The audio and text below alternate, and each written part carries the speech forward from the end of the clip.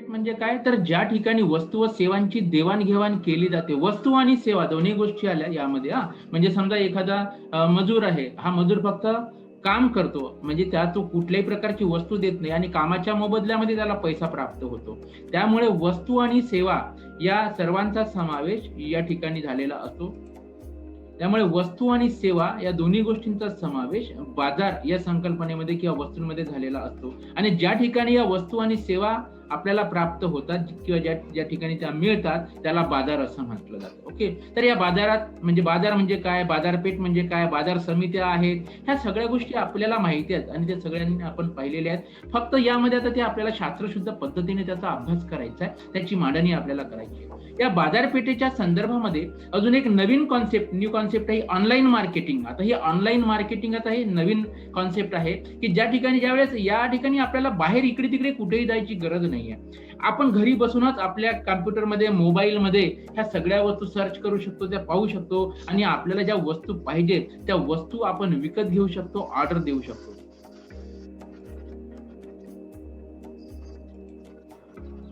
ज्या वस्तू पाहिजे त्या आपण विकत घेऊ शकतो. तर ही एक संकल्पना या ऑनलाईन मार्केटिंगच्या संदर्भामध्ये आलेली आहे. अर्थात या ऑनलाईन मार्केटिंग त्याचा अर्थ वगैरे तुम्हाला परीक्षेमध्ये हे विचारलं जाणार नाही.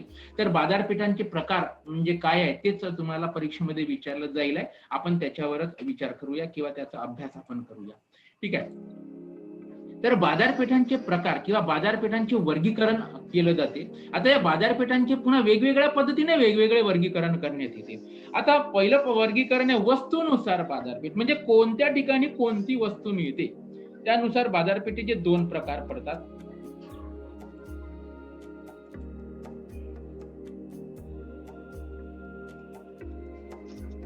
तर कोणत्या ठिकाणी कोणती वस्तू प्राप्त होते किंवा मिळते त्यानुसार बाजारपेठांचे 2 प्रकार पडतात. एक म्हणजे सामान्य बाजारपेठ आणि दुसरी म्हणजे विशेष बाजारपेठ.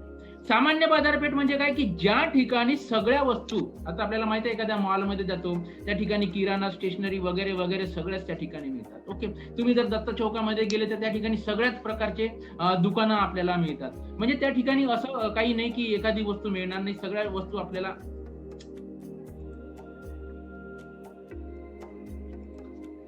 तर सर्वच वस्तू त्या ठिकाणी आपल्याला मिळतात. त्यामुळे ज्या ठिकाणी अशा प्रकारच्या सर्व प्रकारच्या वस्तू मिळतात अशा प्रकारची बाजारपेठ म्हणजे सामान्य बाजारपेठ. आणि विशेष बाजारपेठ म्हणजे काय, तर ज्या ठिकाणी पर्टिक्युलर एखादी वस्तू प्राप्त होते त्या ठिकाणी दुसरी कुठलीही वस्तू मिळत नाही. ओके. समजा तुम्ही नागपूरला गेले तर नागपूरला इतवारा मार्केटमध्ये नागपूरची संत्रा मार्केट वेगळी आहे, नागपूरची खवा मार्केट वेगळी आहे, नागपूरची कासार ओळी वेगळी आहे, नागपूरची सोनार मार्केट वेगळी आहे ना. तर त्यामुळे अशा ठिकाणी फक्त त्या ठिकाणी अशा फक्त स्पेशल वस्तू मिळतात म्हणून त्याला विशेष बाजारपेठ किंवा विशेष वस्तूंची बाजारपेठ असं म्हटलं जाते. ठीक आहे. तर अशा प्रकारे बाजारपेठांचे वस्तूनुसार 2 बाजारपेठ प्रकार पडतात, सामान्य बाजारपेठ आणि विशेष बाजारपेठ. त्यानंतर आहे स्थानानुसार बाजारपेठ. स्थानानुसार बाजारपेठ. आता यानुसार बाजारपेठांचे काही प्रकार पडतात. यामध्ये पहिला आहे की स्थानिक बाजारपेठ. स्थानिक म्हणजे काय, तर जेव्हा एखाद्या वस्तूची बाजारपेठ लहानशा क्षेत्रापुरती मर्यादित असते.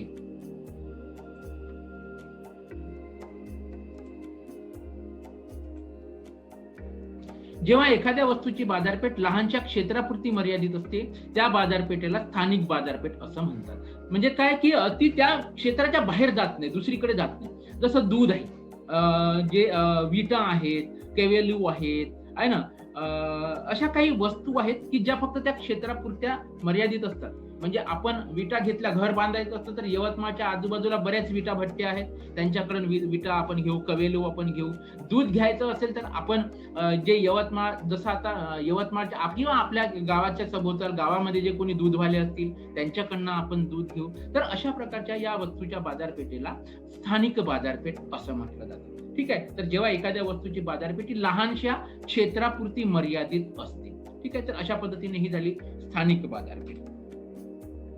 त्यानंतर प्रादेशिक बाजारपेठ. प्रादेशिक बाजारपेठ म्हणजे जेव्हा एखाद्या प्रदेशातून दुसऱ्या प्रदेशात माल पोचविला जातो व वस्तूंची खरेदी विक्री केली जाते तेव्हा ती बाजारपेठ म्हणजे स्थानिक ती प्रादेशिक बाजारपेठ म्हटलं जाते. ओके, जसं उदाहरणार्थ जसं झालं तर विदर्भातील कापूस, असं म्हणतो ना की कापूस फक्त एखाद्या भागात होतो का? नाही, हा विदर्भामध्ये होतो. विदर्भातील कापूस हा संपूर्ण महाराष्ट्रामध्ये जातो किंवा महाराष्ट्राच्या बाहेर जातो, आहे की नाही. नागपुरी संत्रा, आता हा नागपुरी संत्रा स्थानिक मार्केट पण होतो, परंतु केवळ त्याला नागपुरी संत्रा असं याच्यासाठी म्हटलं जातं कारण नागपूरच्या आजूबाजूचा जो पूर्ण प्रदेश आहे किंवा जो भाग आहे त्या भागामध्ये संत्र्याचं उत्पादन होते आणि ह्याचं संपूर्ण महाराष्ट्राच्या बाहेर किंवा देशाच्या बाहेर सुद्धा चालला जातो. ओके, तर हा जो नागपुरी संत्रा हा झाला प्रादेशिक बाजारपेठ. ओके, तर पण आता हा नागपूरचा जो संत्रा आहे हा विदेशामध्ये पण जातो, त्यामुळे तो प्रदेशापुरता मर्यादित आहे असं आपल्याला म्हणता येत नाही. तर तो हा एक भाग, पण त्या भागापुरता तो चालतो किंवा त्या क्षेत्रामध्ये तो प्रसारित होतो आणि म्हणून त्याला म्हटलं जातं ही एक प्रकारची या वस्तूची बाजारपेठ म्हणजे प्रादेशिक बाजारपेठ. त्यानंतर आहे राष्ट्रीय बाजारपेठ. जर संपूर्ण देशात एखाद्या वस्तूची खरेदी विक्री होत असते तेव्हा किंवा एका राज्यातून दुसऱ्या राज्यामध्ये वस्तू जात असतात तेव्हा त्या वस्तूच्या बाजाराला राष्ट्रीय बाजारपेठ असं म्हटलं जातं. आता उदाहरणार्थ अन्नधान्य आहे, गहू आहे, तांदूळ आहे, डाळी आहे, तेल आहे ना. तर अशा प्रकारच्या ह्या ज्या वस्तू, आता महाराष्ट्रामध्ये भंडारा ना चंद्रपूर, गडचिरोली या भागामध्ये तांदूळ मोठ्या प्रमाणावर होतो. तो संपूर्ण महाराष्ट्रात जातो, महाराष्ट्राच्या बाहेर पण जातो, आहे की नाही. पंजाबमध्ये गव्हाचं उत्पादन होते, पण तो फक्त पंजाब पुरता मर्यादित नाहीये. पंजाब मधला गहू संपूर्ण राष्ट्र म्हणजे संपूर्ण देशामध्ये तो विकला जातो. म्हणजे जरी उत्पादन त्या भागामध्ये जास्त होत असलं तरी फक्त त्याच भागात होते असं नाही. तर गव्हाचं उत्पादन महाराष्ट्रात पण होते, आंध्र प्रदेशात पण होते, एमपी मध्ये सगळीकडेच होते, आहे ना. आणि म्हणून अशा प्रकारची ही जी बाजारपेठ आहे याला राष्ट्रीय बाजारपेठ असं म्हटलं जातं. संपूर्ण देशात त्याची खरेदी विक्री होत असते.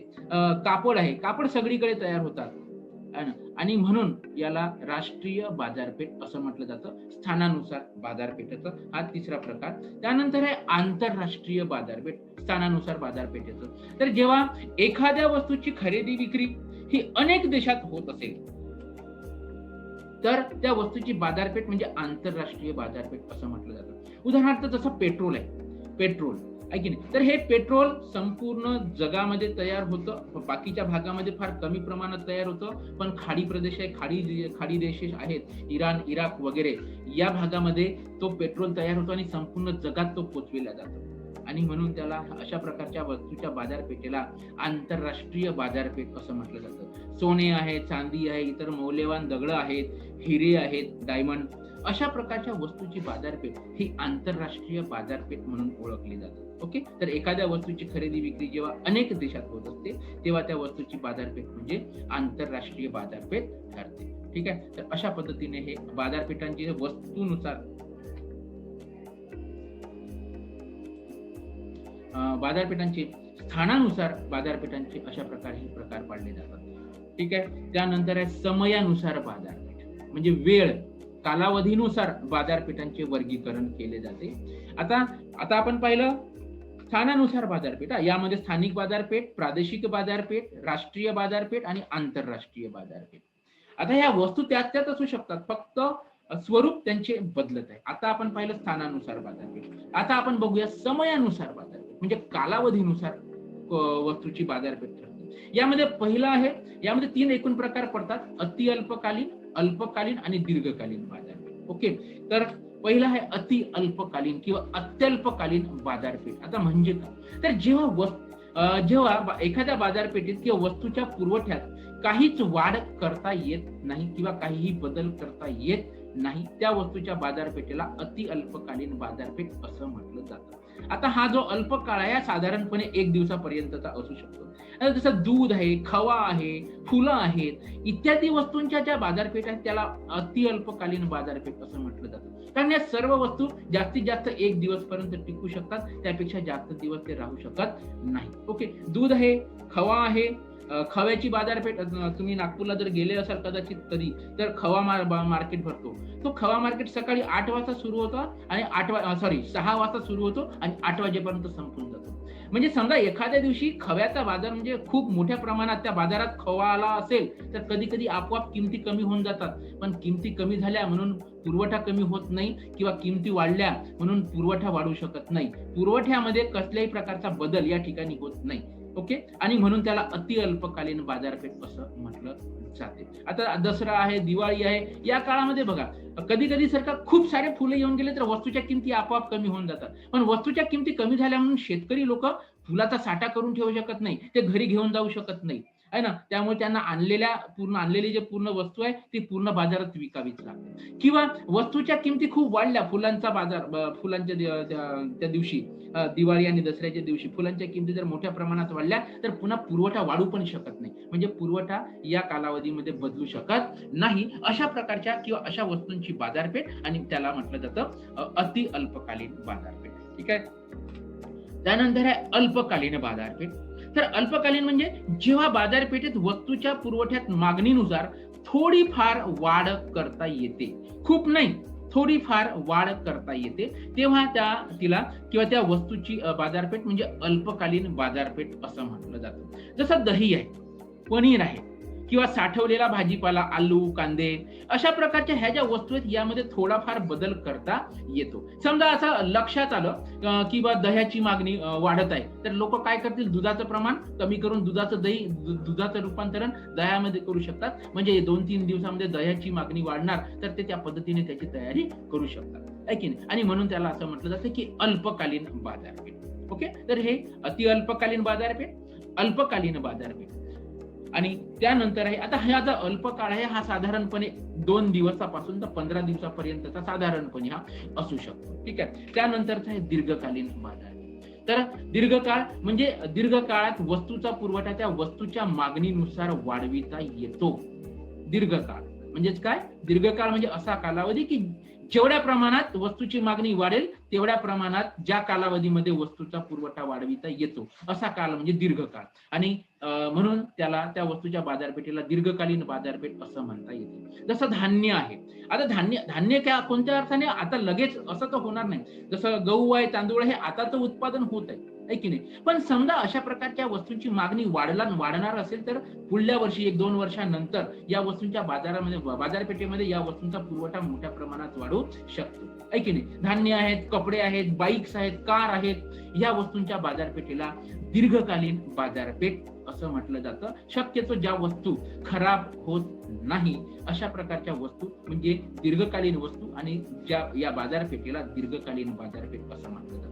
तर समयानुसार बाजारपेठेचे 3 प्रकार पडतात. एक म्हणजे अति अल्पकालीन बाजारपेठ, त्यानंतर आहे अल्पकालीन बाजारपेठ आणि दीर्घकालीन बाजारपेठ. अशा पद्धतीने समयानुसार बाजारपेठेचे हे 3 प्रकार.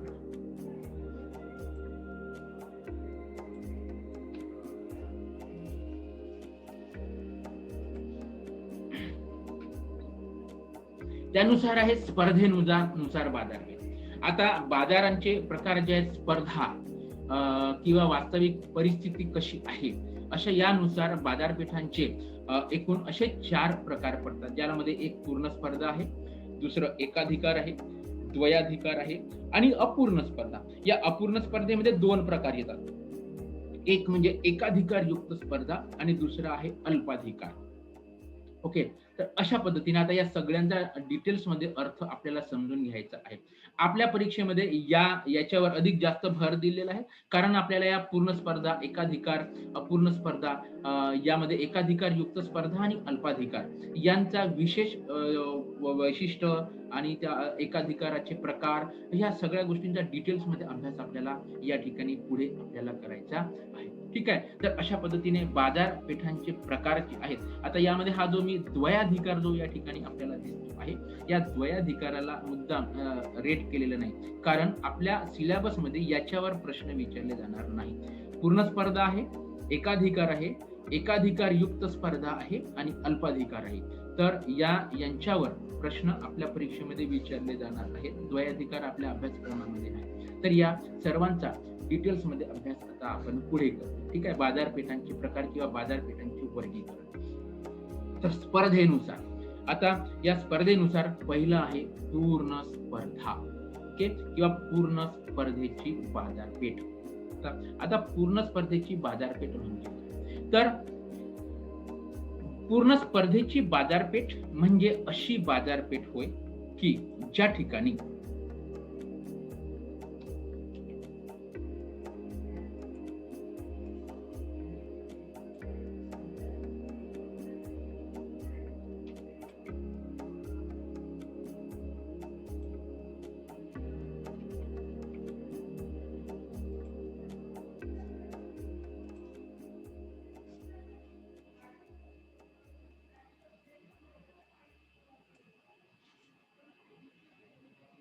ओके. तर पूर्ण स्पर्धा किंवा पूर्ण स्पर्धेची बाजारपेठ म्हणजे अशी बाजारपेठ होय की ज्या ठिकाणी एकजिन्सी वस्तूचे विक्रेते व खरेदीदार यांची खूप जास्त संख्या असून वस्तूच्या खरेदी व विक्रीसाठी त्यांच्यात पूर्ण स्पर्धा असते. त्याला स्पर्धायुक्त बाजारपेठ असं म्हणतात किंवा पूर्ण स्पर्धेची बाजारपेठ असं म्हणतात. काय म्हटलेलं आहे? पूर्ण स्पर्धा म्हणजे काय? की ज्या ठिकाणी एकजिन्सी वस्तू, एकजिन्सी म्हणजे काय? की रंग, रूप, आकार, चव या सर्व बाबतींमध्ये त्या वस्तू एकजिन्सी स्वरूपाच्या असतात आणि या वस्तूंचे विक्रेते आणि खरेदीदार यांची संख्या खूप जास्त असते. आता समजा या प्रामुख्याने शेतीच्या क्षेत्रामध्ये अशा प्रकारची स्पर्धा किंवा स्पर्धायुक्त बाजारपेठ आपल्याला दिसून येते. ओके. हे या ठिकाणी चित्र आपल्याला दिसत आहे. ओके. गहू आहे, कापूस आहे. आता हे गव्हाचे प्रकार वेगवेगळे आहेत, जसं शरबती गहू आहे, लोकवन आहे, MP बोट आहे, वगैरे वगैरे वगैरे. ठीक आहे. पण कोणत्या शेतकऱ्याने कोणता गहू पिकवला आणि हा गहू जर पिकवला असेल, समजा काही शेतकऱ्यांनी शरबती गहू पिकवलेले असतील, तर शरबती गहू बाजारमध्ये आल्यानंतर कोणत्या शेतकऱ्याने कोणते गहू पिकवले आहेत किंवा शरबती गहू कोणाचे आहेत हे आपल्याला लक्षात येतं का? नाही येत. कारण त्या सगळे जे गहू आहेत ते एकजिन्सी स्वरूपाचे असतात. ना. कापूस हा सर्व एकजिन्सी स्वरूपाचा असतो आणि म्हणून मार्केटमध्ये कापसाची किंमत एकसारखीच असते. ठीक आहे. यामध्ये कोणी जर एखाद्या व्यक्तीने वस्तू तयार केली असेल तर कोणत्या शेतकऱ्याने कापूस त्यांनी जर म्हटलं की नाही बा मला एवढ्या किमतीला परवडत नाही, मी जास्त किंमत मला जास्त पैसे पाहिजे असं जर म्हटलं तर ते कोणालाही भेटत नाही. कारण लोकांना बाजारामध्ये पर्याय उपलब्ध असतात, कारण सर्व वस्तू एकजिन्सी स्वरूपाच्या असतात आणि त्यामुळे कोणताही व्यक्ती कोणाहीकडून त्या वस्तूची खरेदी करू शकतो. आणि बाजारामध्ये विक्रेते खूप जास्त, असंख्य विक्रेते असतात, असंख्य. म्हणजे तुम्हाला शरबती गव्हाचं उत्पादन करणाऱ्याचे कितीतरी विक्रेते आहेत. यापैकी समजा एखाद्या शेतकऱ्याने म्हटलं की मी गव्हाचं उत्पादन करणार नाही, तर त्याच्या एकट्याच्या उत्पादन न करण्याने पूर्ण बाजारपेठेवर काही परिणाम होणार का? काहीही परिणाम होणार नाही. ओके. एखाद्या शेतकऱ्याने म्हटलं की मी कापूस पिकवणार नाही, एखाद्या शेतकऱ्याने म्हटलं मी कापूस पिकवणार नाही, तर त्याच्या कापूस न पिकवण्यामुळे बाजारपेठेतील कापसाच्या किमतीवर आणि त्याच्या पुरवठ्यावर काहीही परिणाम होत नाही. आणि म्हणून अशा प्रकारची बाजारपेठ म्हणजे ज्याला पूर्ण स्पर्धेची बाजारपेठ असं म्हटलं जातं. ओके. तर ही झाली पूर्ण स्पर्धेची बाजारपेठ. आता या बाजारपेठेची वैशिष्ट्ये ती पुढील प्रमाणे आहेत. एक मिनिट.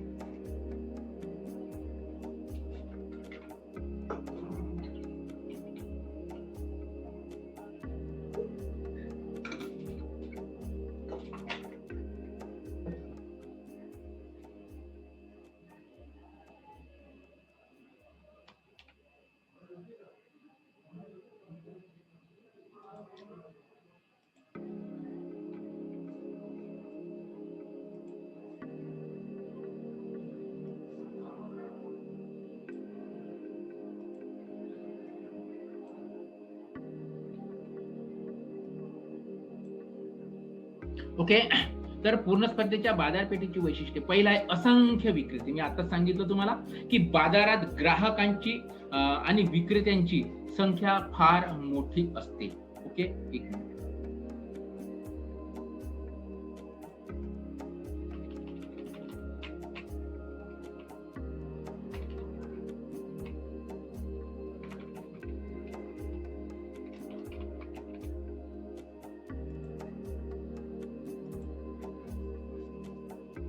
बाजारात विक्रेत्यांची संख्या मोठी असते किंवा खूप जास्त असते किंवा असंख्य असते, जी आपल्याला मोजता येत नाही.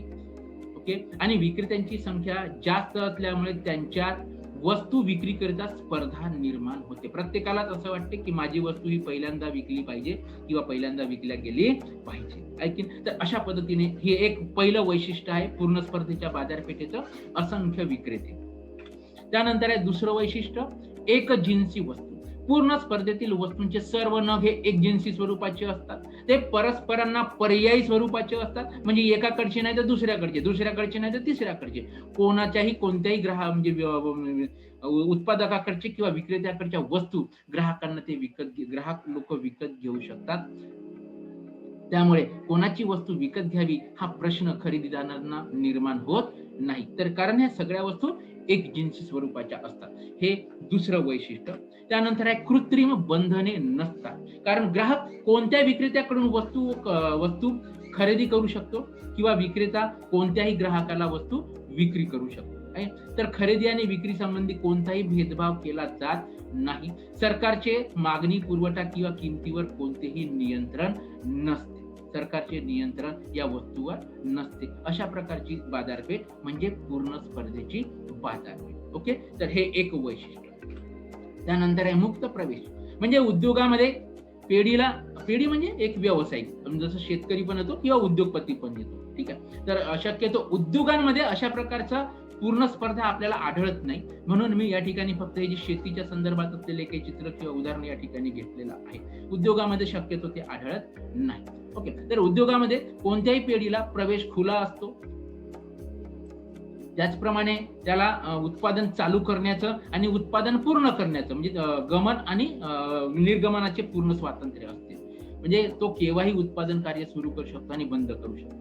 म्हणजे असं होऊ शकत नाही की बा एखाद्या शेतकऱ्यांनी म्हटलं नाही बा मग आता त्याला असं नाही, तुला ह्या वस्तूचंच उत्पादन करावं लागेल आणि त्याच वस्तू विकाव्या लागतील, असं कोणावरही बंधन नसते. व्यावसायिकावर पण नाही, उद्योगपतीवर पण नाही, शेतकऱ्यावर पण नाही, म्हणजे कोणीही असो. या बाजारपेठेमध्ये जो उत्पादक असतो त्याला असल्या प्रकारचं कोणतंही बंधन नसतात. तर मुक्त प्रवेश आणि गमन हे एक वैशिष्ट्य. त्यानंतर आहे वस्तू व उत्पादक घटकांची पूर्ण गतिशीलता. उत्पादक घटकांची गतिशीलता म्हणजे काय, की हे जे उत्पादनाचे घटक आहेत हे गतिशील असतात. म्हणजे एका व्यवसायातून दुसऱ्या व्यवसायात, एका उद्योगातून दुसऱ्या उद्योगामध्ये ते जाऊ शकतात. ओके, म्हणजे जसं श्रमिक आहे, गतिशीलता म्हणजे काय, जसं श्रमिक एका व्यवसायातून एका कारखान्यात काम करत आहे, त्याला पटलं नाही दुसऱ्या कारखान्यामध्ये जाऊ शकतो, त्याला म्हटलं जातं गतिशीलता. ओके, तर ज्या ठिकाणी, ज्या प्रदेशात, ज्या व्यवसायात जास्त मोबदला मिळतो त्या ठिकाणी किंवा त्याकरिता उत्पादनाचे घटक जे आहेत ते वापरले जातात. म्हणजे जर आता जसं एखाद्या शेतकऱ्याला कापूस पिकवणं परवडत नाही, तो आता सोयाबीनचं उत्पादन घेऊ शकतो. उत्पादक घटक गतिशील असतात. याचा अर्थ असा नाही की एका ठिकाणी, म्हणजे जसं व्यक्ती आहे, श्रमिक आहे, हा एका उद्योगातून दुसऱ्या उद्योगामध्ये जाऊ शकतो. पण शेत जमीन काही एका ठिकाणावरून दुसऱ्या ठिकाणी नाही घेऊन जाता येत आपल्याला.